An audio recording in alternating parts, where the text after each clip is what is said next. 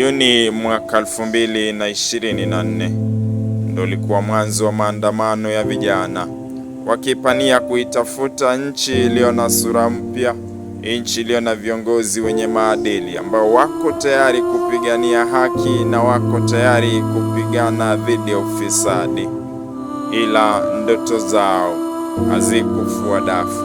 Wengi wakaishia kufa, wakaishia kuumia na kupoteza biashara zao, kutia msumari kwenye kidonda. Waliopoteza maisha, kuna waliozikwa na wengine hata wasipatikane.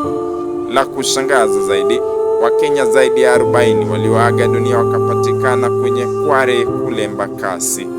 Hamna chochote kilichofanyika. Serikali iliyomkamata aliyehusika katika mauaji hayo katiwa ndani